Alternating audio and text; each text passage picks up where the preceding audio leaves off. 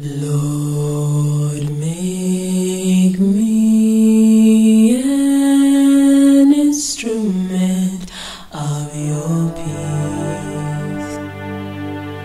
Lord, make me an instrument of your peace. Welcome to Essence TV. My name is Timothy Samanyai. I'm here with new gospel artist and singing sensation, Jane Doka. Pleased to meet you, my sister Jane. Hello, Timothy. How are you doing? I'm fine, thank you. Tell us a little bit about your journey to coming into the gospel music scene.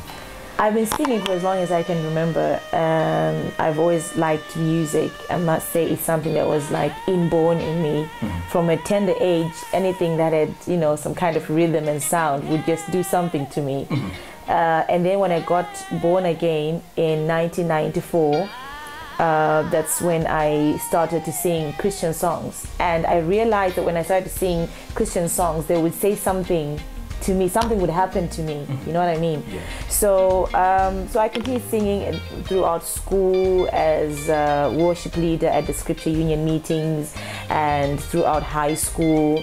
And also after that, I actively started singing in the Methodist Church. Then I went to South Africa and I think I went through a time where I started to seek more truth. I was born again, but I think that time is the time when I really began to grow and to realize my calling and the Lord as well.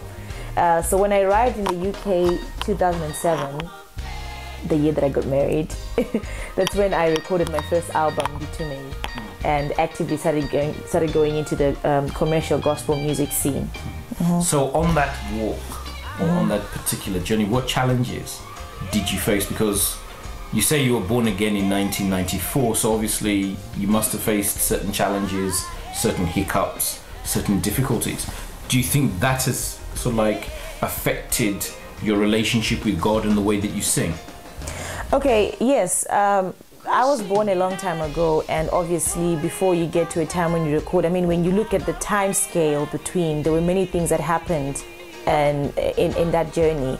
And I would say my experiences from the time when I was born again until the time when I recorded, they have contributed so much to building my faith and to my understanding of God, and the problems that I faced and always found God, coming through for me and giving me answers to my life.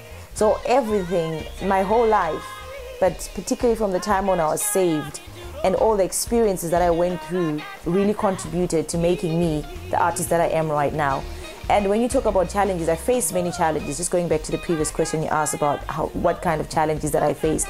I faced many challenges, definitely, because as you're a young and ordinary young girl in Zimbabwe, in Africa, or anywhere in the world, and you have got this passion for music. You don't even understand it. You don't even understand yourself. You don't even understand who this God is. You don't even understand, what it is that you want to become, So and the family life and what is expected of you, and you're basically chasing so many dreams at the same time, At that particular time, those were the challenges that I was facing. But later on, towards the time that I was recording, it was a question of, number one, I didn't have any knowledge of what to do with this passion. By that time, I had the songs, right? Whereas earlier on, I didn't have the songs. I was just singing anything that I get a hold of.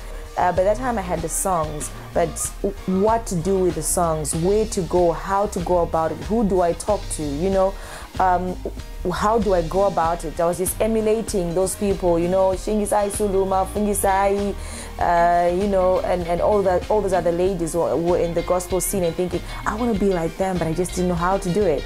The process that you went through was a spiritual one, but I want to look at the creative process. Right. Did you start off by writing poetry in your youth, or was it that you'd wake up at sort of like 2 o'clock in the morning with a song, or you'd start humming while you're doing the dishes?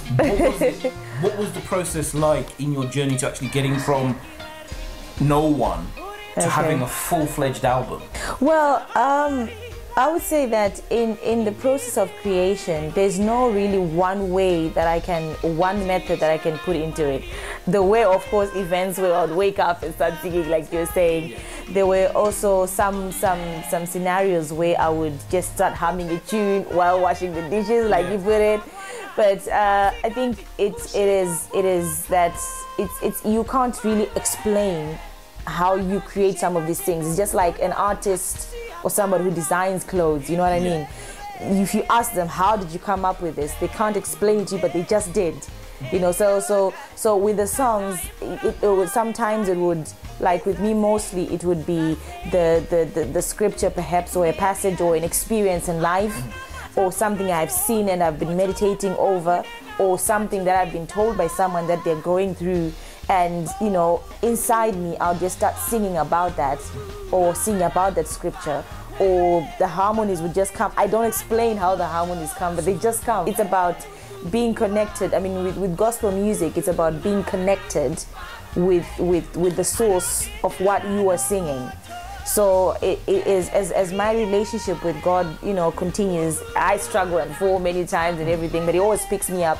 And the longer the journey that I walk with God, you know, the more He continues to just put harmonies inside me and words and songs, and I can't explain it, but it just happens. So then, you must have a challenge in the sense of when you produce your music or put your music out there in the world or in the Christian community, you must have a challenge in the sense of you have a set principle basis or principle foundation which is biblical. Yeah. You look at other artists that are gospel, that are going part gospel, part secular, part hip hop, part whatever. How do you promote your songs, or how would you want to promote your songs, or how would you want them to be interpreted when they actually get to be played on radio or on any station? I believe that with music, it is broad, it is varied. Music is dynamic, and it is ever evolving. And I like to experiment with different genres of music. And when I listen, I mean, there's many Christian hip hop and Christian rumba and whatever people like to do. But I personally, I have an inclination to Afro jazz, a very strong inclination to Afro jazz. And so sometimes some people may think, oh, well, this is a secular kind of way of doing it, and this is what. But I don't think really that is. Personally, to my point of view, according to my point of view, I always take music as music and listen to the message that's being played and listen to how it's being put into song. I don't know if that sort of makes any sense. So I try to put it in a way that will get someone to listen to what I'm saying.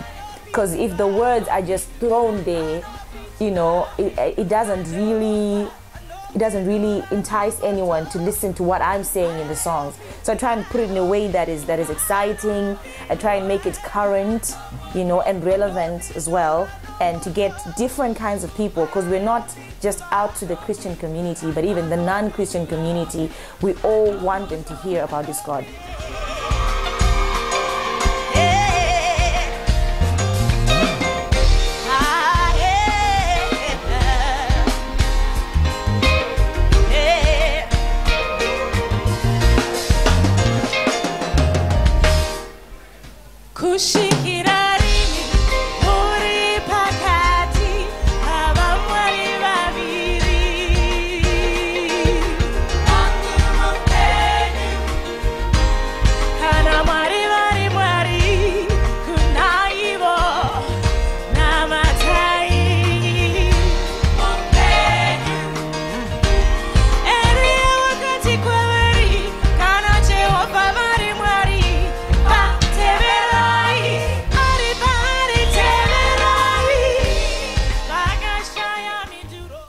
Thank you, my sister. It has been a wonderful pleasure and an honor and privilege. Thank you very much.